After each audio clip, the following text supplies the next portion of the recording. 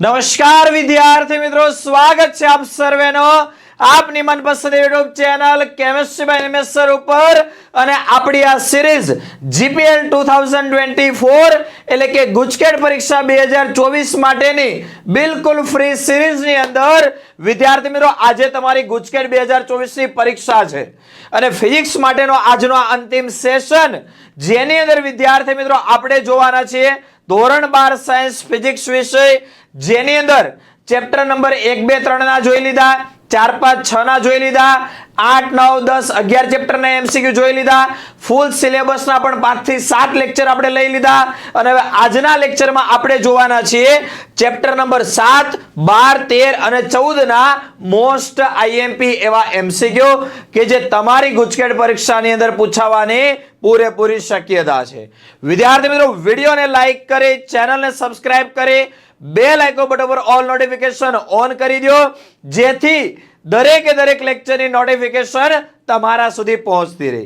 વિદ્યાર્થી મિત્રો આજે તમે ગુજકેટ પરીક્ષા આપીને આવશો તરત તમને આપણી આ channel chemistry by Nimesh sir તરફથી કેમિસ્ટ્રી, ફિઝિક્સ, બાયોલોજી, મેથ્સ આ દરેકે દરેક વિષયના પેપર સોલ્યુશન પણ તમને આપણી ચેનલ પર મળી જશે। તો વિડિયોને લાઈક કરી, ચેનલને સબસ્ક્રાઇબ કરી, બેલ આઇકોન બટન પર ઓલ નોટિફિકેશન ઓન કરી દો જેથી દરેકે દરેક લેક્ચરની નોટિફિકેશન તમારા સુધી પહોંચતી રહે।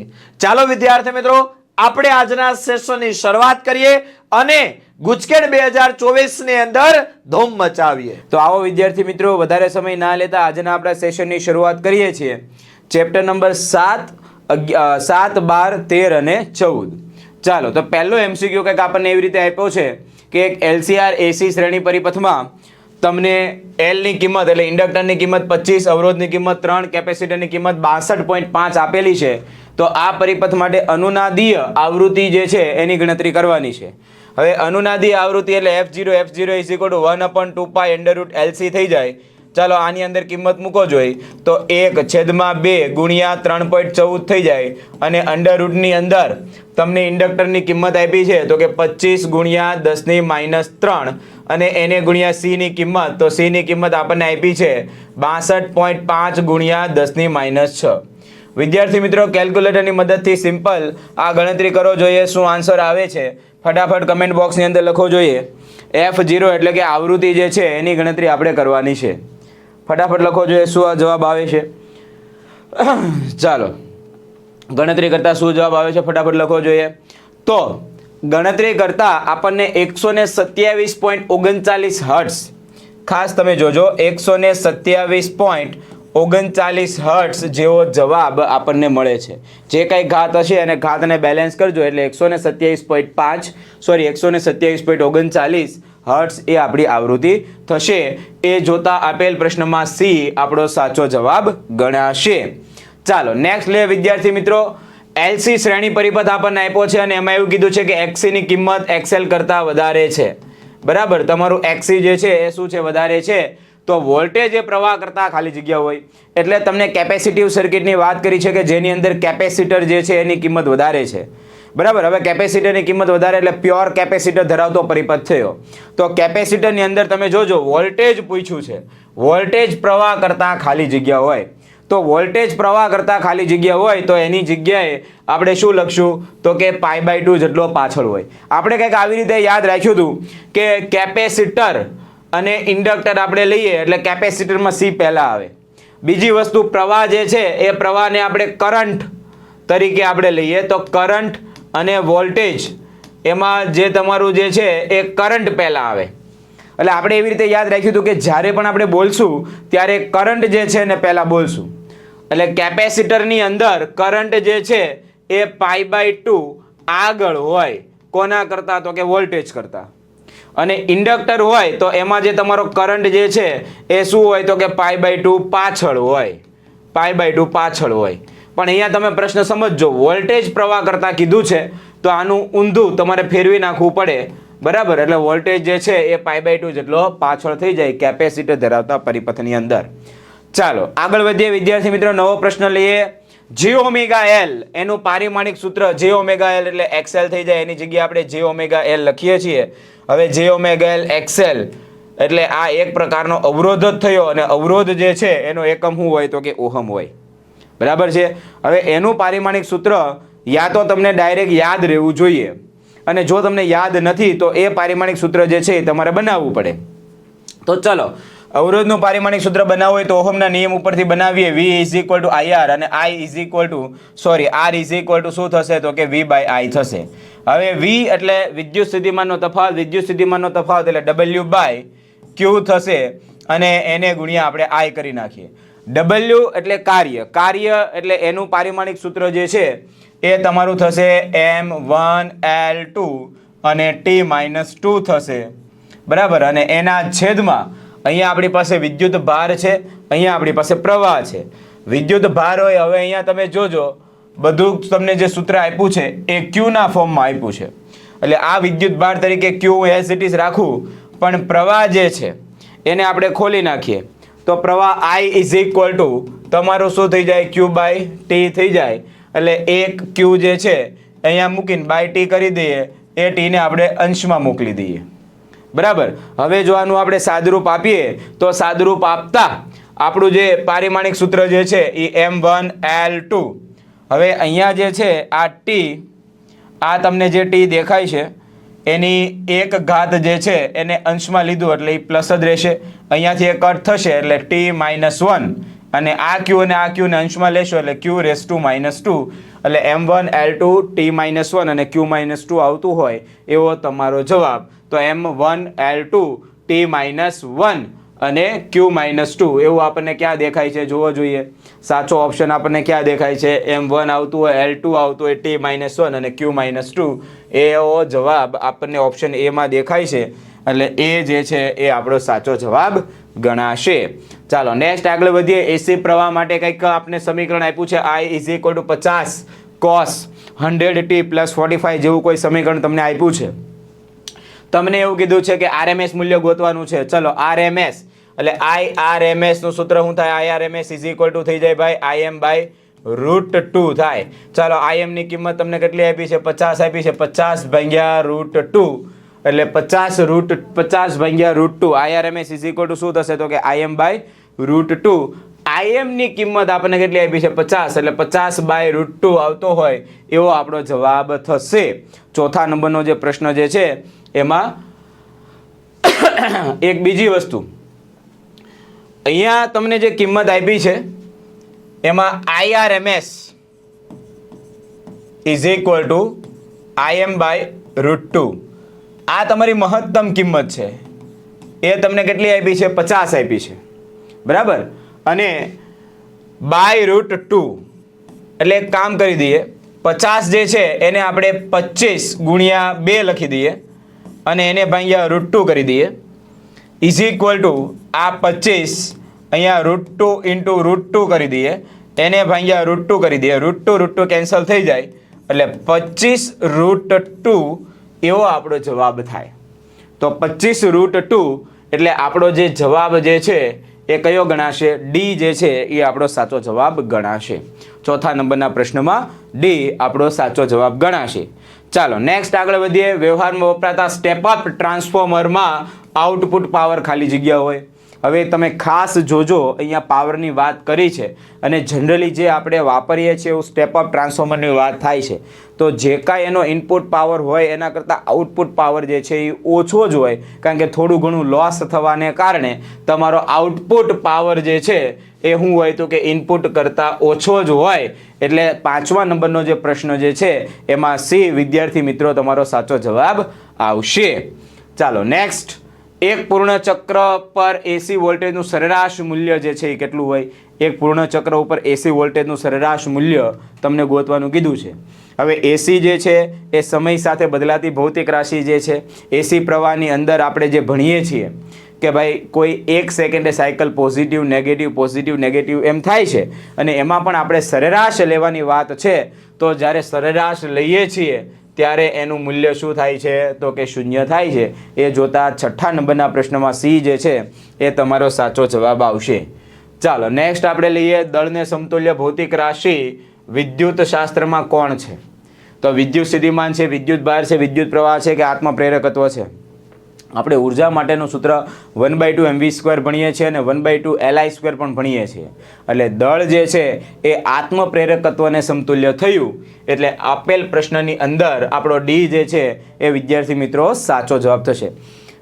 ગતિ ઉર્જાનું સૂત્ર k = 1/2 mv² અને કોઈ ઇન્ડક્ટરની અંદર સંગ્રહિત ઉર્જાનું સૂત્ર 1/2 li². તો એ બંનેને સરખાવો એટલે તમારું દળ જે છે એ આત્મપ્રેરકત્વ બરાબર થશે.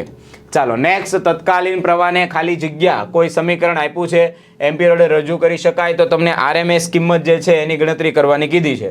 તો ફરીવાર એ જ સૂત્ર આવશે, IRMS = શું થાય ભાઈ, Im/√2 થાય. Im ની કિંમત 4 તમને આપી છે, /√2. એવો ઓપ્શન તમે જુઓ તો ક્યાંય છે નહીં, પણ તમે આને હજી ખોલી નાખો, 2 એને ગુણ્યા √2 × √2 અને એને ભાગ્યા કરી નાખો √2 કેન્સલ, એટલે 2√2 આવતો હોય એવો મારો જવાબ. તો 2√2 આવતો હોય એવો જવાબ ક્યાં છે, તો કે બોમ્બે. એટલે 8મા નંબરનો પ્રશ્ન જે છે એમાં બોમ્બે તમારો સાચો જવાબ ગણાશે. ચાલો નેક્સ્ટ વિદ્યાર્થી મિત્રો આગળ લઈએ. 9મા નંબરનો આપણો પ્રશ્ન જે છે એ આપણે લઈએ. ખાલી જગ્યાએ સમયનું પરિમાણ દર્શાવે છે. તમને કાંઈક અહીંયા સમીકરણ આપ્યા છે, R/L L/R, તમને ભૌતિક રાશિ આપી છે અને તમને એવું કીધું છે કે કયું જે સમીકરણ જે છે એ તમને સમય આપે છે. એટલે સમયની ગણતરી તમારે કરવાની છે. તો અહીંયા પહેલું મારી પાસે L/R છે.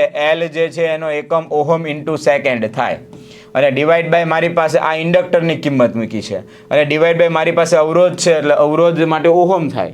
ઓહમ તમે કેન્સલ કરી નાખો એટલે L/R એ આપણું સમયનું પરિમાણ થાય. આવો MCQ પહેલાં પણ આપણે સોલ્વ કરેલો છે. એટલે 9મા નંબરના પ્રશ્નમાં વિદ્યાર્થી મિત્રો એ જે છે એ તમારો સાચો જવાબ આવશે. ચાલો 10મો પ્રશ્ન, તો કે 15 માઇક્રોફેરાડના કેપેસિટરને 220 વોલ્ટ અને 50 હર્ટ્ઝ આવૃત્તિવાળા AC જનરેટર સાથે જોડતા કેપેસિટિવ રિએક્ટન્સ જે છે એ કેટલો થાય છે એની ગણતરી આપણે કરવાની છે. હવે કેપેસિટિવ રિએક્ટન્સ એટલે આપણે એને દર્શાવીએ છીએ XC વડે. XC એટલે 1/2πfc થાય. હવે 1/2 ગુણ્યા 3.14 એને ગુણ્યા આવૃત્તિ. તો આવૃત્તિ આપણને કેટલી આપી છે, તો કે 50. એને ગુણ્યા કેપેસિટન્સની કિંમત. તો કેપેસિટન્સની કિંમત કેટલી આપી છે, 15 ગુણ્યા 10⁻6.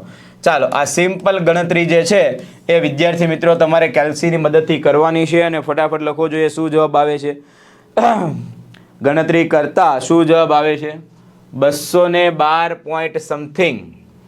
બરાબર, ઘાત અહીંયા 21.12 છે અને બીજું તમને 212 જેવું મળે છે. બરાબર, એક્ઝેક્ટ 212. હા, તો ચાલો તમારો સાચો જવાબ જે છે એ 212 તમારો સાચો જવાબ થશે અને એકમ તમારો થશે ઓહમ. એટલે આપેલ પ્રશ્નમાં બોમ્બે તમારો સાચો જવાબ ગણાશે. ચાલો નેક્સ્ટ આપણને કીધું છે R અને C નો એકમ ખાલી જગ્યાનો એકમ જેટલો છે. R એટલે શું છે, અવરોધ છે. C એટલે શું છે, કેપેસિટરની વેલ્યુ છે. એટલે આપણે બંનેની કિંમત આપણે લખીએ એટલે V = IR કરી દઈએ અને R = V/I થઈ જાય. આ તમારું કંઈક પહેલું સમીકરણ જે આપણને ખ્યાલ જ છે. Q = આપણે CV લઈ લઈએ અને C = Q/V લઈ લઈએ. આ આપણું બીજું સમીકરણ. તમને કોનો એકમ ગોતવાનો કીધો છે, RC નો એકમ ગોતવાનો કીધો છે. બંનેના સમીકરણ મૂકી દો એટલે V/I એને ગુણ્યા Q/V કરી નાખો. ચાલો એટલે V તમારું કેન્સલ થઈ જાય એટલે RC નો એકમ જે છે એ કોની જેટલો થાય, આ Q એટલે કે વિદ્યુત ભાર છે. વિદ્યુત ભાર એટલે થશે એમ્પિયર × સેકન્ડ. એટલે અહીંયા લખી દઈએ એમ્પિયર × સેકન્ડ અને છેદમાં તો એમ્પિયર ઓલરેડી છે જ. એમ્પિયર કેન્સલ થાય એટલે આનો એકમ જે છે એ કોની જેટલો થાય, તો કે સમયના એકમ જેવો થાય. એ જોતા એ જે છે એ વિદ્યાર્થી મિત્રો સાચો જવાબ આવશે. ચાલો નેક્સ્ટ વિદ્યાર્થી મિત્રો આગળ વધીએ. 12મા નંબરનો પ્રશ્ન લઈએ. માત્ર કેપેસિટર ધરાવતો AC પરિપથ છે એમાં પાવર વ્યય જે છે એ કેટલો થાય. માત્ર AC ધરાવતો પરિપથ કે જેની કેપેસિટર ધરાવતો પરિપથ એમાં પાવર વ્યય જે છે એની ગણતરી આપણે કરવાની છે. તો હવે આપણને ખબર છે જો કેપેસિટર ધરાવતો પરિપથ હોય તો એમાં પાવર વ્યય જે છે એ શું હોય, 0 હોય. કારણ કે ખૂણો જે છે એ 90 બનવાને કારણે તમારું સૂત્ર જે પાવરનું છે, power P = VRMS IRMS cos del. એમાં તમે cos 90 ની કિંમત મૂકો તો પાવર આખો 0 થાય. એ જોતા તમારો D જે છે એ સાચો જવાબ ગણાશે. ચાલો આગળ વધીએ વિદ્યાર્થી મિત્રો. નવો પ્રશ્ન લઈએ 13 નંબરનો.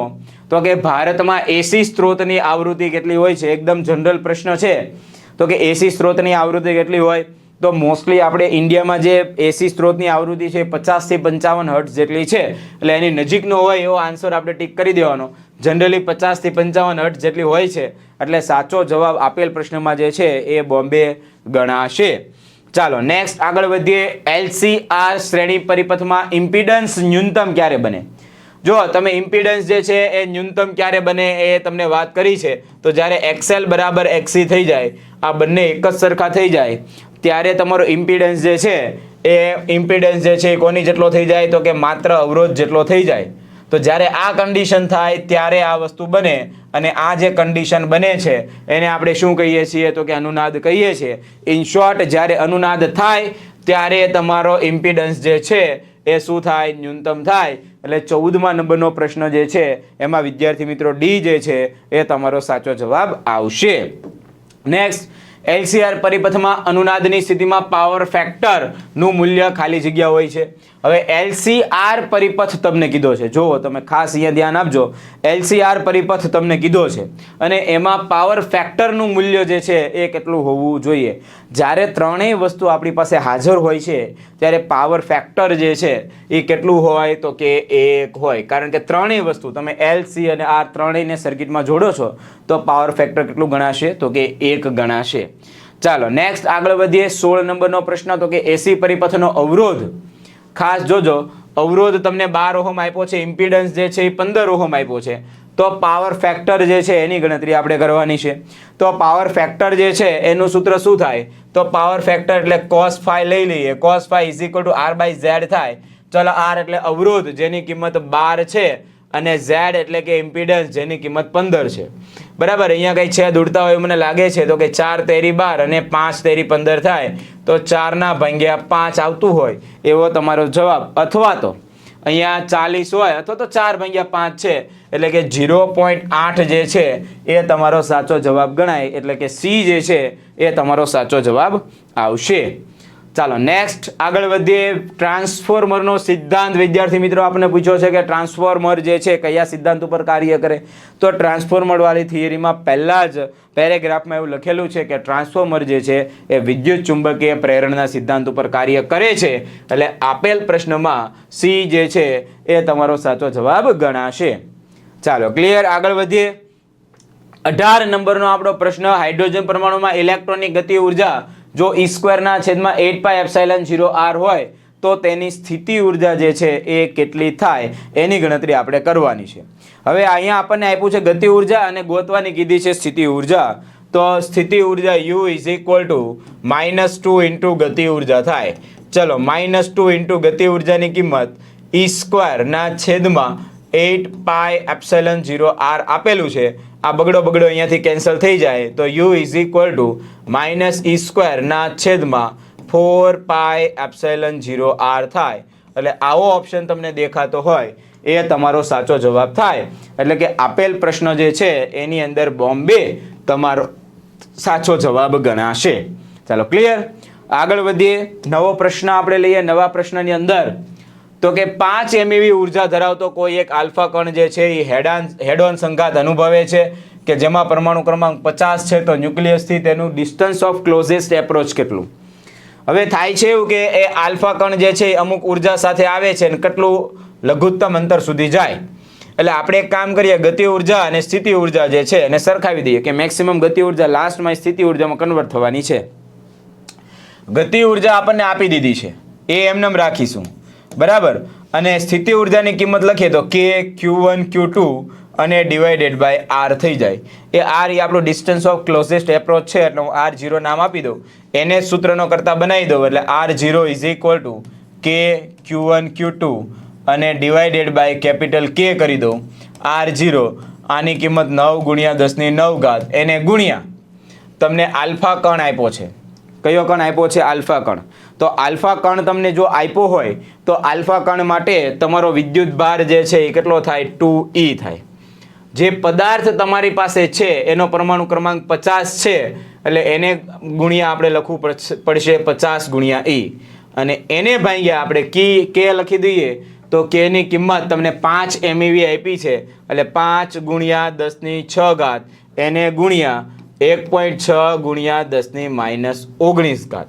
ચાલો આ આખાનું આપણે સાદરૂપ આપવાનું છે એટલે R0 બરાબર 9 ગુણ્યા 10⁹ ઘાત એને ગુણ્યા 50 ગુણ્યા 2 હું 100 કરી દઉં એને ગુણ્યા 1.6 ગુણ્યા 10⁻19 ઘાત એનો વર્ગ કરી દઈએ અને એના છેદમાં આપણને જે આપ્યું છે એ તો કે 5 શું આપ્યું છે 5 ગુણ્યા 10⁶ ઘાત એને ગુણ્યા 1.6 ગુણ્યા 10⁻19 ઘાત ચાલો આનું સાદરૂપ આપવાનું છે અને સાદરૂપ આપતા આપણને R0 જે છે એની ગણતરી કરવાની છે ચાલો ફટાફટ ગણતરી કરો જોઈએ R0 જે છે એની કિંમત શું આવે છે R0 2.88 ગુણ્યા 10⁻14 તો 14 તો ઓલરેડી અહીંયા આપણી પાસે છે જ એટલે 2.88 આવતું હોય એટલે કે બોમ્બે જે છે એ વિદ્યાર્થી મિત્રો તમારો સાચો જવાબ થશે કેલ્ક્યુલેટરની મદદથી ગણતરી કરવાની છે અને ગણતરી કરતા 2.88 તમારો સાચો જવાબ આવશે ચાલો નેક્સ્ટ વિદ્યાર્થી મિત્રો આગળ વધીએ છીએ પરમાણુની ધરા અવસ્થાની ઉર્જા 13.6 ઇલેક્ટ્રોન વોલ્ટ છે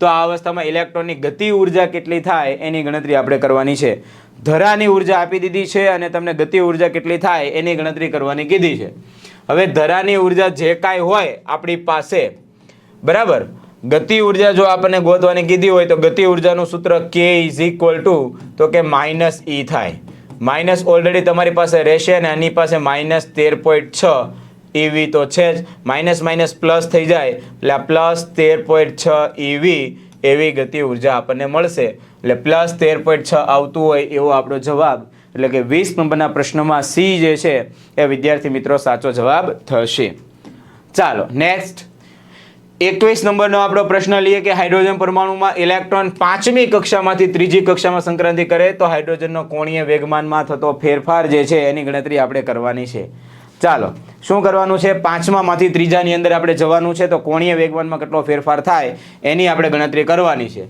હવે 5માની અંદર જાવ એટલે NH ના છેદમાં 2π એટલે 5H ના છેદમાં 2π અને -3H ના છેદમાં 2π એટલે આપણો જવાબ આવશે 2H ના છેદમાં 2π 2 કેન્સલ થાય એટલે H ના છેદમાં π એટલે આપણો જે સાચો જવાબ છે એ કયો હશે તો કે બોમ્બે વિદ્યાર્થી મિત્રો આપણો સાચો જવાબ હશે ચાલો આગળ વધીએ વિદ્યાર્થી મિત્રો નવો પ્રશ્ન આપણે લઈએ 22 નંબરનો આપણો પ્રશ્ન હાઇડ્રોજન પરમાણુમાં n બોહર કક્ષામાં રહેલા ઇલેક્ટ્રોનનો રેખીય વેગમાન જે છે એ નીચેનામાંથી કોના સમપ્રમાણમાં હોય હવે રેખીય વેગમાનની વાત કરી છે તો રેખીય વેગમાન જે છે આપણે એક કામ કરી નાખીએ કે આપણને ખબર છે કે કોણીય વેગમાન એટલે કે mvr is directly proportional two nh/2π છે એટલે n કરી દઈએ આ mv આપણે એઝ ઇટ ઇઝ રાખીએ એટલે અહીંયા n/r કરી દઈએ એટલે કોઈ એક સમીકરણ આપણને મળી જાય હા એક વસ્તુ એવી પણ કરી શકાય કે અહીંયા આપણે વેગમાન કરી દઈએ તો વેગમાન p is proportional two n/r આપણે લખી દઈએ કે તો આ પહેલા નંબરનું સમીકરણ આપણું થાય તો આ આપણું પહેલા નંબરનું સમીકરણ છે અને એની અંદર હવે આપણે શું કરવાનું છે આ r જે છે એને હટાવવાનું છે તો આપણે ત્રિજ્યાનું સૂત્ર જોઈએ તો ત્રિજ્યાના સૂત્રમાં r અને જે n જે છે એકબીજાના વર્ગના સમપ્રમાણમાં છે હવે એ વસ્તુ જો હું અહીંયા લખી દઉં તો આપણું જે સૂત્ર જે છે એ p is equal yeah proportional two n ના છેદમાં n² થઈ જાય એક n કેન્સલ થઈ જાય તો that is equal two 1/n એટલે આ રેખીય વેગમાન જે છે એ n ના વ્યસ્ત પ્રમાણમાં આવતું હોય એવો તમારો જવાબ એટલે આપેલ પ્રશ્નમાં C જે છે એ તમારો સાચો જવાબ થશે ચાલો નેક્સ્ટ Li પરમાણુમાં n બરાબર 1 કક્ષામાં રહેલા ઇલેક્ટ્રોનનું કોણીય વેગમાન જે છે ખાલી જગ્યા જેટલું હોય હવે જો અહીંયા તમને કોણીય વેગમાન જે છે એની ગણતરી કરવાની કીધી છે કોણીય વેગમાન જો તમારે ગણવું હોય તો L ઇઝ ઇક્વલ ટુ શું થશે તો કે NH ના છેદમાં 2π થઈ જશે ચાલો n ની કિંમત તો એક જ આપણને આપી છે h ની કિંમત 6.626 * 10⁻34 થશે ડિવાઇડેડ બાય 2 ગુણ્યા 3.14 થશે ચાલો આનું આપણે સાદરૂપ આપી દો એટલે અહીંયાથી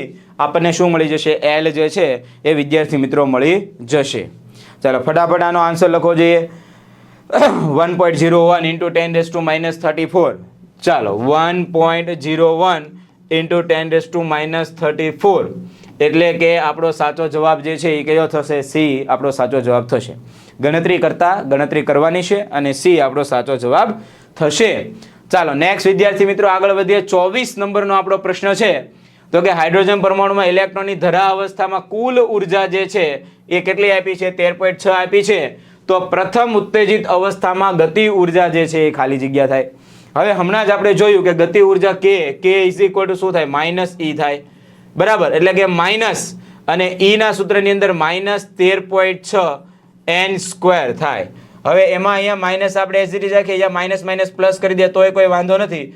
અને તમને એવું કીધું છે પ્રથમ ઉત્તેજિત અવસ્થા એટલે n ની કિંમત આપણે 2 મૂકવી પડે. 2 નો વર્ગ કરો એટલે 4 થઈ જાય. અને આ બધી વસ્તુ જે આવે છે એ EV માં આવે છે, એટલે કે પ્લસ 13.6 એને ભાગ્યા તમે 4 કરો એટલે તમારો જવાબ આવે. હવે 4 તેરી 12 જેવું થાય એટલે આપણો જે સાચો જવાબ જે છે એ 3 હારે જો છેદ ઉડાડીએ તો તમારો ડી જે છે એ સાચો જવાબ થાય. કારણ કે અહીંયા હું 12 13 છે એટલે 4 કરતાં 3 કરતાં થોડુંક મોટું. બાકીના બધા જે છે 1.6 6.8 13.6 છે એટલે સાચો જવાબ કયો ગણાશે? ડી. ચાલો નેક્સ્ટ આગળ વધીએ તો કે 25 નંબરનો પ્રશ્ન કે જેમાં n બરાબર 3 કક્ષામાંથી ઇલેક્ટ્રોનને અનંત અંતરે મોકલવા માટે કેટલી ઉર્જાની જરૂર પડે. હવે તમારે શું કરવાનું છે? He પ્લસ તમને આપ્યું છે અને n બરાબર 3 માંથી ઇલેક્ટ્રોન જે છે એને તમારે ક્યાં મોકલવાનો છે? તો nમી કક્ષામાં તમારે મોકલવાનો છે.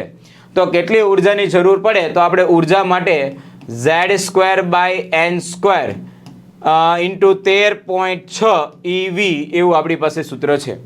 z²/n² ઇન્ટુ 13.6 EV એવું કોઈ આપણી પાસે સૂત્ર છે.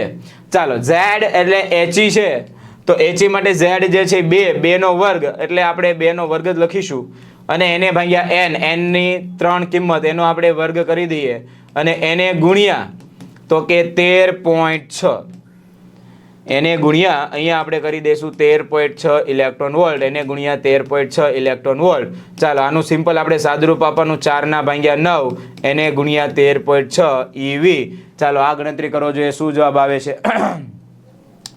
6.04. ચાલો સરસ. એટલે કે બોમ્બે જે છે એ તમારો સાચો જવાબ થશે. 25 નંબરના પ્રશ્નની અંદર વિદ્યાર્થી મિત્રો બોમ્બે તમારો સાચો જવાબ થશે. ચાલો નેક્સ્ટ આપણને આપ્યો છે 26 નંબરનો પ્રશ્ન. તમને એવું કીધું છે કે રાતા પ્રકાશના એક ફોટોન જે છે એનું વેગમાન જે છે એની ગણતરી આપણે કરવાની છે. હવે જો વેગમાન તમારે જોતું હોય તો વેગમાન માટે P = શું થાય? તો કે hf/c થાય.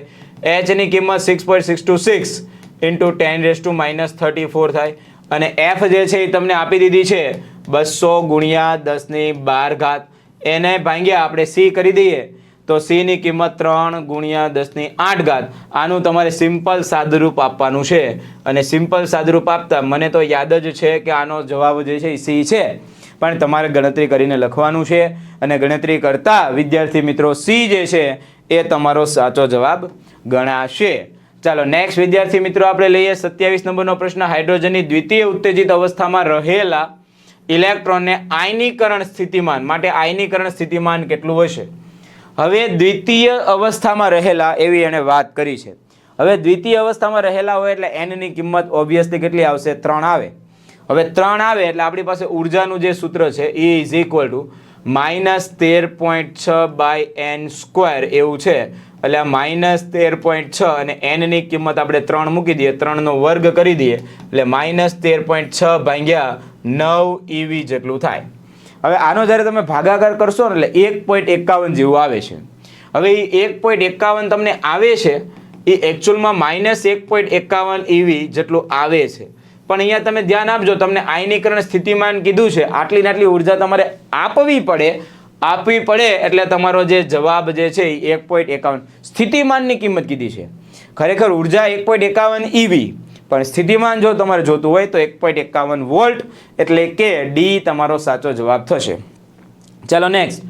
1 ગ્રામ દ્રવ્યને સમતુલ્ય ઉર્જા જે છે એ કેટલી હોય? તો કે E = શું થાય? તો કે mc². 1 ગ્રામ એટલે 1 ગુણ્યા 10⁻3 અહીંયા કરી દઈએ 9 ગુણ્યા 10⁸ નો વર્ગ એટલે 16 એટલે આ થઈ જાય 9 ગુણ્યા 10⁻13 એવું આવતું હોય એવો જવાબ. એટલે વિદ્યાર્થી મિત્રો બોમ્બે તમારો સાચો જવાબ થશે.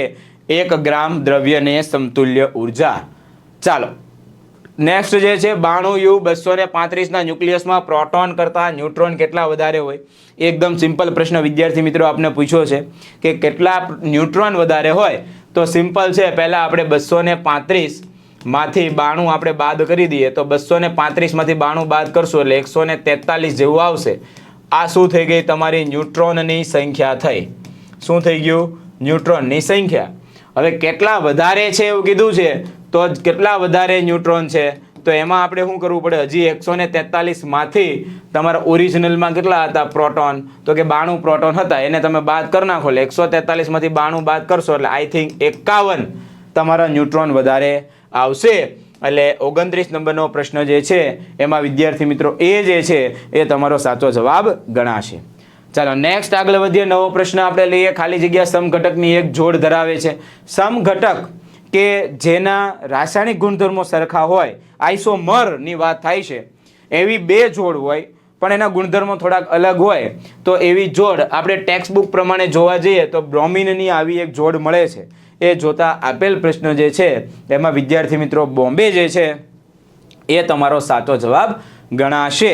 ચાલો નેક્સ્ટ વિદ્યાર્થી મિત્રો આગળ જોઈએ. 31 નંબરનો આપણો પ્રશ્ન કે જેની અંદર ન્યુટ્રિનો જે છે એ ખાલી જગ્યા છે. વીજભાર નથી, સ્પિન નથી, વીજભાર નથી, સ્પિન છે, અથવા તો ઇલેક્ટ્રોન જેવો વિદ્યુતભાર છે અને સ્પિન છે. ન્યુટ્રિનોની વાત કરે છે વિદ્યાર્થી મિત્રો, હું તમને જણાવી દઉં કે એની પાસે વિદ્યુતભાર હોતો નથી, પણ એ જે છે એ સ્પિન ધરાવે છે. એટલે સાચો જવાબ તમારો આપેલ પ્રશ્નની અંદર સી એ તમારો સાચો જવાબ થશે કે વિદ્યુતભાર વિહીન પણ સ્પિન એની પાસે છે. ચાલો આગળ વધીએ. નવો પ્રશ્ન લઈએ. તત્વોનો પરમાણુ દળાંક જે છે એ શું કહેવા માંગે છે, અથવા તો એ શું છે? 32 નંબરનો આપણો પ્રશ્ન જે છે એમાં એ શું છે? તો કે પરમાણુ ક્રમાંક કરતાં નાનો હોય, પરમાણુ ક્રમાંક કરતાં હંમેશા મોટો હોય, પરમાણુ ક્રમાંક જેટલોય હોય અથવા મોટો હોય, તો કેટલાક કિસ્સામાં પરમાણુ ક્રમાંક કરતાં મોટો અને બીજા કેટલાક કિસ્સામાં નાનો. હવે સ્વાભાવિક છે કે પરમાણુ ક્રમાંક જે છે એના કરતાં તો નાનો હોવાનો નથી, કારણ કે પરમાણુ દળાંકની વાત કરે છે કે જેની અંદર પ્રોટોન પ્લસ ન્યુટ્રોન બંનેની સંખ્યા હોય.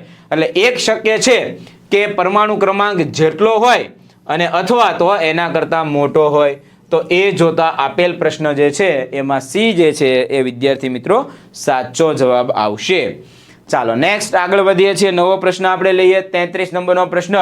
નીચેની ન્યુક્લિયર પ્રક્રિયા જે છે એ પૂર્ણ કરવાની છે. એકદમ સિમ્પલ પ્રશ્ન છે 33 નંબરનો. આપણે શું કરવાનું? પરમાણુ ક્રમાંક અને પરમાણુ દળાંક જે છે ગણી નાખવાના. અહીંયા 4 છે, અહીંયા 2 છે, અહીંયા 6 થઈ જાય છે, બરાબર. એટલે એની કોઈ ચિંતા નથી. અહીંયા 9 છે, અહીંયા 4 છે, અહીંયા 12 જ છે. એટલે એક જે છે એ ઘટે છે, પરમાણુ દળાંક એક ઘટે છે, પણ પરમાણુ ક્રમાંકમાં કોઈ વસ્તુ ઘટતી નથી. તો આપણી પાસે કોણ છે એવું? તો કે ન્યુટ્રોન છે, કે 0n1 આપણે લખીએ એ અહીંયા બેલેન્સ થઈ જાય. પરમાણુ ક્રમાંકમાં તો કોઈ વધારો ઘટાડો કરવાનો નથી, પણ પરમાણુ દળાંકમાં એક વધારો કરવાનો છે. એટલે એ જોતા 33 નંબર જે છે એમાં તમારો સી જે છે વિદ્યાર્થી મિત્રો સાચો જવાબ આવશે. ચાલો આગળ વધીએ છીએ. 34 નંબરનો પ્રશ્ન. ન્યુક્લિયસની બંધન ઉર્જા ખાલી જગ્યાને કારણે મળે છે. બંધન ઉર્જાની વાત કરે છે વિદ્યાર્થી મિત્રો. તો આપણે થિયરીની અંદર એવું ભણી ગયા છીએ કે દળ ક્ષતિ જે છે એને કારણે ન્યુક્લિયરની બંધન ઉર્જા મળે છે. તો ન્યુક્લિયસની જે દળ ક્ષતિ છે એને કારણે આપણને બંધન ઉર્જા મળે છે. એટલે 34 નંબરના પ્રશ્નમાં વિદ્યાર્થી મિત્રો ડી જે છે એ તમારો સાચો જવાબ ગણાશે. ચાલો નેક્સ્ટ આગળ વધીએ. હાઇડ્રોજનના ન્યુક્લિયસની બંધન ઉર્જા કેટલી હોય? બહુ સિમ્પલ પ્રશ્ન છે. હાઇડ્રોજનના ન્યુક્લિયસની બંધન ઉર્જાની વાત કરી છે. હવે બંધન ઉર્જા તો ગણવાની વાત અલગ રહી, કારણ કે હાઇડ્રોજનની અંદર એક જ પ્રોટોન છે, એટલે એની બંધન ઉર્જા જે છે એ કેવી ગણાશે? તો કે 0 ગણાશે. એટલે 35 નંબરના પ્રશ્નમાં સી જે છે એ વિદ્યાર્થી મિત્રો સાચો જવાબ આવશે. ચાલો નેક્સ્ટ આગળ વધીએ છીએ. નવો પ્રશ્ન આપણે લઈએ. 36 નંબરનો પ્રશ્ન છે કે નીચે આપેલ ન્યુક્લિયર વિખંડન પ્રક્રિયા પૂર્ણ કરવાની છે. આમાં પણ આપણે શું કરશું? પરમાણુ ક્રમાંક અને પરમાણુ ભારાંક જે છે એની ગણતરી આપણે કરશું. ચાલો અહીંયા મને 92 છે, તો અહીંયા 92 ઓલરેડી છે. અહીંયા મારી પાસે 56 છે અને એની સામે અહીંયા 3 છે, એટલે 56 + 3, એટલે 56 + 3 કરો એટલે તમારા 59 જેવા થયા. ઉપર તમે ગણતરી કરી નાખો તો 236 ઓલરેડી છે, એમાં 144 છે, 236 થવા જોઈએ, અને 144 છે અને પ્લસ આ તમારી પાસે 3 છે, એટલે 144 ના 3 એટલે 147 થવા જોઈએ. 236 માંથી 147 બાદ કરવાનું, અને આ તમારે 59. આ ટોટલ કેટલા છે? 56 અને આ 3 59 થયા. તમારે થવા કેટલા જોઈએ? 92 થવા જોઈએ, બરાબર. એટલે 92 માંથી 59 બાદ કરો અને 236 માંથી 147 બાદ કરો, એટલે એ આવતો હોય તમારો જવાબ. તો એ જોતા તમને સાચો જવાબ સી જે છે એ તમને મળશે. જ્યારે 36 KR 89 અહીંયા આપણે મૂકીએ તો 144, 89 અને 1, આ 90 થઈ જાય. એનો બેનો સરવાળો કરતા તમારે 236 તમને મળી જાય. ટોટલ આ તમારી પાસે 3 છે, આ 89 અને 144. એની સામે આ 56 છે, 36 છે અને આ 3, તો એનો સરવાળો કરો એટલે તમારો જવાબ જે છે આવી જાય. ચાલો નેક્સ્ટ વિદ્યાર્થી મિત્રો આગળ વધીએ. નીચેની પ્રક્રિયા આપણે પૂર્ણ કરવાની છે. આમાં પણ એઝ ઇટ ઇઝ 37 નંબરનો આપણો પ્રશ્ન જે છે આમાં એણે એવું કીધું છે કે ભાઈ 92 છે, અહીંયા 51 છે મારી પાસે, 41 મારી પાસે છે. હવે 51 અને 41 તમે કરો તો આ 2 થઈ ગયા અને 4 ને 5 9 એટલે ઓલરેડી 9 થઈ ગયા, એટલે આ તમારું 0 થઈ ગયું, ધેટ ઇઝ ઓકે. હવે અહીંયા આપણને આપ્યું છે 236, બરાબર, 236 ધેટ ઇઝ ઇક્વલ ટુ આ 133 અને 99, એટલે 133 અને હું 99 જે છે એનો સરવાળો કરું એટલે 9 ને 3 12 નો બગડો, વિધિ આવી 1, 9 ને 1 10 ને 3 13 નો તગડો, વિધિ આવી 1, અને આ તમારે 1 ને 1 2 એટલે 232 થાય છે. 232 થાય છે એટલે ઘટે છે કેટલા? 4 ઘટે છે, બરાબર. પરમાણુ દળાંકની અંદર કિંમત કેટલી ઘટે છે? તો કે 4 ઘટે છે. પણ અહીંયા કોઈ પણ પ્રકારનો ઘટાડો વધારો નથી, તો 4 ઘટતું હોય એવું મને ક્યાં ઓપ્શન દેખાય છે? તો કે બી ઓપ્શન મને દેખાય છે. એ વસ્તુ અહીંયા લખી દઉં તો કે 4 n 1 અને 0, એટલે આ 4 ગણાઈ જાય અને આ તમારા 0 ગણાઈ જાય. એટલે 37 નંબરના પ્રશ્નમાં બોમ્બે એ તમારો સાચો જવાબ આવશે. ચાલો નેક્સ્ટ એક આકૃતિ આપણને આપી છે અને એમાં એવું કીધું છે કે VA ગ્રેટર ધેન VB છે અને VB ગ્રેટર ધેન VA છે. તો બંને કિસ્સા માટે A અને B બિંદુ વચ્ચેનો સમતુલ્ય અવરોધ ખાલી જગ્યા અને ખાલી જગ્યા થાય. અત્યારે પહેલા કિસ્સાની અંદર આપણે એવું માની લઈએ કે VA ગ્રેટર ધેન VB છે, એટલે આ જે છે એ ધન સ્થિતિમાન થાય, એટલે પ્રવાહ અહીંયાથી અને અહીંયાથી પસાર થવાનો છે, બરાબર છે. હવે જ્યારે અહીંયાથી પ્રવાહ પસાર થાય એટલે આ 50 ઓહમ છે અને આ પોઝિટિવ ગણાય, ફોરવર્ડ બાયસમાં ગણાશે. D1 જે છે એ શેમાં ગણાશે? ફોરવર્ડમાં ગણાશે, એટલે અહીંયાથી પ્રવાહ પસાર થઈ જશે, અહીં ફોરવર્ડમાં ગણાશે, પ્રવાહ પસાર થઈ જશે. એટલે આ 50 અને 50 જે છે એ ખરેખર સમાંતરમાં છે. સમાંતર જોડાણ એનું સોલ્વ કરો તો R equivalent is equal two શું થાય? તો કે R1 ઇન્ટુ R2 છેદમાં R1 પ્લસ R2. અધરવાઇઝ બે એક જ સરખા છે તો R equivalent is equal to R by N કરી નાખો, એટલે 50 ભાગ્યા 2 કરી નાખો એટલે 25 જવાબ પહેલાનો થઈ ગયો. તો પહેલામાં 25 આવતો હોય એવો મારી પાસે બે ઓપ્શન છે, A અને D ઓપ્શન છે. એટલે બીજો ઓપ્શન મારે ચેક કરવો પડશે. બીજા ઓપ્શનમાં હું ચેક કરું એટલે બીજા ઓપ્શનમાં VB ગ્રેટર ધેન VA છે, એટલે અહીંયાથી પ્રવાહ આવે. જો અહીંયાથી પ્રવાહ આવે તો આ બંને જે છે એ રિવર્સ બાયસમાં થઈ જાય, આ રિવર્સ બાયસમાં થઈ જાય એટલે પ્રવાહ પસાર જ ન થાય, એટલે એનો અવરોધ જે છે ઇન્ફિનિટી થઈ જાય. એ જોતા આપેલ પ્રશ્ન જે છે એમાં વિદ્યાર્થી મિત્રો એ જે છે એ તમારો સાચો જવાબ ગણાશે. ચાલો આગળ વધીએ વિદ્યાર્થી મિત્રો, નવો પ્રશ્ન લઈએ. 39 નંબરનો પ્રશ્ન, તો કે PN જંકશન માટે વિદ્યુત ક્ષેત્રની તીવ્રતા કંઈક આપી દીધી છે, ડેપ્લેશન સ્તરની પહોળાઈ આપી દીધી છે, તો પોટેન્શિયલ બેરિયર તમને ગણવાનું કીધું છે. V is equal two E into આપણે D કરી દઈએ. E ની કિંમત તો કે 1 ગુણ્યા 10⁶ છે અને પહોળાઈ જે છે એ 5000 એને ગુણ્યા 10⁻10 છે. ચાલો આનું તમે સાદરૂપ આપી દેશો. 1 2 3 અને 4, આ 6 અને 4 10, આ 10 કેન્સલ થઈ ગઈ, એટલે તમારી પાસે વધે છે શું? તો કે 5. V ની કિંમત જે છે એ 5 વોલ્ટ આવતું હોય એવો તમારો જવાબ થાય, બરાબર. V ની કિંમત કેટલી? તો કે 5 વોલ્ટ. જો આ 1 2 3 સોરી ઘાતમાં આપણે થોડીક મિસ્ટેક થઈ છે, આ તમારી પાસે 6 ઘાત છે, આ 1 2 અને 3 ઘાત છે, એટલે આ થઈ ગઈ 10⁹, એને ગુણ્યા 5 એને ગુણ્યા 10⁻1, 10⁻10, સોરી. આ 9 અને 9 અહીંયાથી કેન્સલ કરી દેશું એટલે અહીંયા વધશે 5 ગુણ્યા 10⁻1, એટલે કે 0.5 આવતું હોય એવો આપણો જવાબ. એટલે આપેલ પ્રશ્ન જે છે 39 નંબરનો એમાં વિદ્યાર્થી મિત્રો સી જે છે એ તમારો સાચો જવાબ ગણાશે. ચાલો ક્લિયર. નેક્સ્ટ આગળ વધીએ, નવો પ્રશ્ન લઈએ. 40 નંબરનો, ડાયોડમાં ફોરવર્ડ વોલ્ટેજ વધારતા શું થાય? ડેપ્લેશન સ્તરની જાડાઈ જે છે એમાં શું ફરક પડે? તો કે ફોરવર્ડ બાયસ તમને આપ્યું છે, જો તમે વોલ્ટેજ વધારો તો એની ડેપ્લેશન સ્તર જે છે એની જાડાઈમાં શું થાય? ઘટાડો થાય, એટલે કે એ જોતા સી જે છે એ તમારો સાચો જવાબ આવશે. ચાલો નેક્સ્ટ વિદ્યાર્થી મિત્રો, નવો પ્રશ્ન લઈએ. 41 નંબર, અર્ધવાહકોની વાહકતા ખાલી જગ્યાથી ખાલી જગ્યા હોય છે. હવે અહીંયા ખાસ ધ્યાન આપજો વિદ્યાર્થી મિત્રો, 14મા નંબરના ચેપ્ટરમાં અર્ધવાહક જે આપણું ચેપ્ટર છે એની અંદર વાહકતા અને અર્ધવાહકતાની રેન્જ જે છે એ આપેલી છે. એટલે અહીંયા જે છે એ 10⁵, બરાબર, 10⁵ થી વાહકતા જે છે એ 10⁵ થી 10⁻6 સુધીની એની વાહકતા છે, જે આપણે ડાયરેક્ટ મટીરિયલની બુકની અંદર બેઠું આપ્યું છે. એટલે એ જોતા આપેલ પ્રશ્ન જે છે એમાં બોમ્બે તમારો સાચો જવાબ થશે. ચાલો નેક્સ્ટ પછી તમને પૂછ્યું છે જર્મેનિયમ ડાયોડ માટે કટ ઇન વોલ્ટેજ કેટલો થાય? હવે આમાં પણ વિદ્યાર્થી મિત્રો ધ્યાન આપજો, જર્મેનિયમ ડાયોડ માટે કટ ઇન વોલ્ટેજ તમે ગણશો તો 2 પોઈન્ટ ઉપર થોડોક આવે છે, પણ આપણે બુકને અનુસરવાનું હોય એટલે એપ્રોક્સિમેટલી 0.2 એટલે કે ડી જે છે એ તમારો સાચો જવાબ ગણાશે. ચાલો આગળ વધીએ વિદ્યાર્થી મિત્રો, નવો પ્રશ્ન લઈએ. પી પ્રકારના અર્ધવાહકમાં ખાલી જગ્યા હોય તો કે પી પ્રકારના અર્ધવાહકમાં બેની સંખ્યા સરખી ના હોય, ઇલેક્ટ્રોન વધારે ના હોય, ઇલેક્ટ્રોન ઓછા હોય, હોલ વધારે હોય, એટલે એ જોતા આપણો સી જે છે એ સાચો જવાબ ગણાશે. ચાલો નેક્સ્ટ આગળ વધીએ તો કે 0 કેલ્વિન તાપમાને શુદ્ધ અર્ધવાહકનો અવરોધ ખાલી જગ્યા હોય. 0 કેલ્વિન તાપમાનની વાત કરે છે અને શુદ્ધ અર્ધવાહકની વાત કરે છે, તો શુદ્ધ અર્ધવાહક જે છે એનો 0 કેલ્વિન એટલે બહુ તાપમાન ઘટાડેલું છે, તો એનો અવરોધ જે છે એ કેવો હશે? અનંત પ્રકારનો એનો અવરોધ હશે. એટલે 44 નંબરનો જે પ્રશ્ન જે છે એમાં વિદ્યાર્થી મિત્રો એ તમારો સાચો જવાબ આવશે. ચાલો નેક્સ્ટ આગળ વધીએ. 45 નંબરનો આપણો પ્રશ્ન, કાર્બન, સિલિકોન અને જર્મેનિયમ બેઠો સ્વાધ્યાયનો આપણો પ્રશ્ન છે 14મા ચેપ્ટરનો. 4 વેલેન્સ ઇલેક્ટ્રોન હોય છે, અનુક્રમે EgC, EgSi અને EgGe છે. તો કન્ડક્શન બેન્ડ દર્શાવવા માટે નીચેનામાંથી કયું વિધાન જે છે એ સત્ય છે? તો સૌથી મોટો એનર્જી ગેપ કાર્બનની પાસે, એનાથી ઓછો સિલિકોનની પાસે અને એનાથી ઓછો જર્મેનિયમની પાસે. ઓલરેડી ચેપ્ટરનો સ્વાધ્યાયનો જ દાખલો MCQના સ્વરૂપમાં પૂછેલો છે, એટલે આપેલ પ્રશ્નમાં સી તમારો સાચો જવાબ ગણાશે. ચાલો 46 નંબરનો આપણે પ્રશ્ન લઈએ. નીચે આપેલા વિધાનો પૈકી કયું વિધાન જે છે એ ખોટું છે? તમને 4 વિધાન આપ્યા છે અને એમાંથી કયું વિધાન ખોટું છે એની ચર્ચા તમારે કરવાની છે. તો કે અંતર્ગત વાહકો અવરોધની જેમ તાપમાન વધે એમ ઘટે છે, ટ્રાયવેલેન્ટ અશુદ્ધિ ઉમેરેલો શુદ્ધ સિલિકોન પી પ્રકારનો અર્ધવાહક આપે છે, એન પ્રકારના અર્ધવાહકમાં મેજોરિટી હોલ્સ હોય છે. અહીંયા જ ખોટું મને દેખાય છે. એન પ્રકારનો અર્ધવાહક હોય તો એમાં મેજોરિટી કોની હોય? હોલ્સની ના હોય, મેજોરિટી ઇલેક્ટ્રોનની હોય. એટલે તમારે ખોટું વિધાન ગોતવાનું છે. એટલે આપેલ પ્રશ્નમાં સી જે છે એ તમારો સાચો જવાબ આવશે.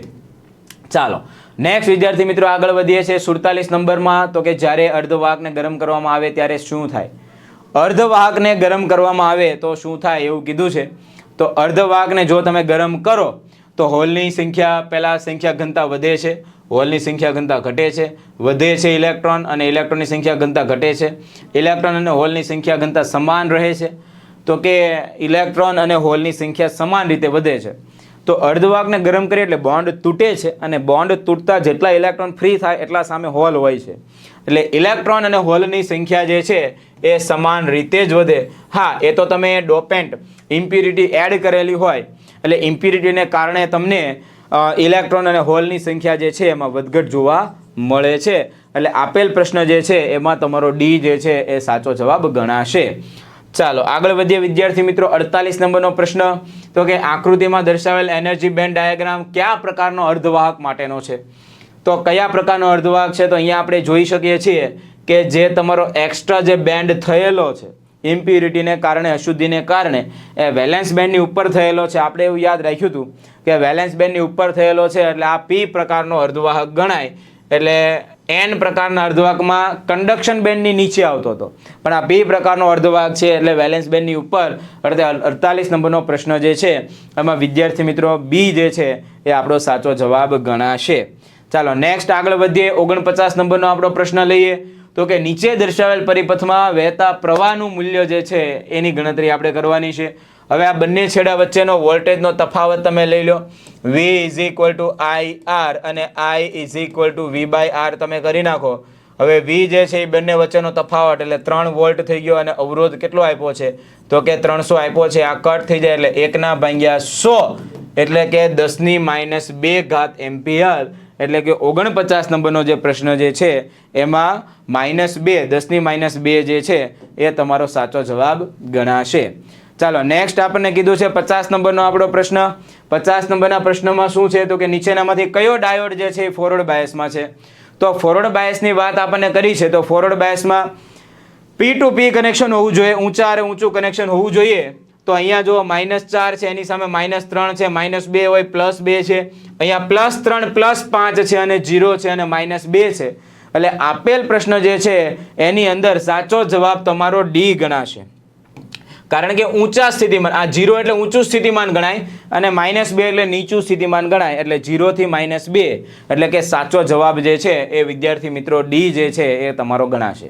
તો વિદ્યાર્થી મિત્રો આજનો આ સેશન જો તમને ગમ્યો હોય તો વિડીયોને લાઈક જરૂર કરી દેજો. આ વિડીયો દોસ્તો તમને કેવો લાગ્યો છે કોમેન્ટ કરીને જણાવી દેશો અને ચેનલને સબસ્ક્રાઇબ કરી બેલ આઇકોન બટન પર ઓલ નોટિફિકેશન ઓન કરી દેશો, જેથી દરેકે દરેક સેશનની માહિતી તમારા સુધી દોસ્તો પહોંચતી રહે. વિદ્યાર્થી મિત્રો નીટ 2024 માટેનો ક્રેશ કોર્સ આપણો શરૂ થવા જઈ રહ્યો છે. આ ક્રેશ કોર્સ જે છે ઓનલાઈન તથા ઓફલાઈન બંને માધ્યમની અંદર અવેલેબલ છે. તમે પણ જો નીટ 2024 ની અંદર એક બે સ્કોર કવર કરવા ઈચ્છતા હોય, આ કોર્સની અંદર જોડાવા ઈચ્છતા હોય તો કોન્ટેક્ટ કરશો 8866605548 ઉપર. વિદ્યાર્થી મિત્રો આજના સેશન આપણે અહીંયા એન્ડ કરીએ છીએ. મળી એક નવા સેશનની અંદર. ત્યાં સુધી બાય બાય, આવજો.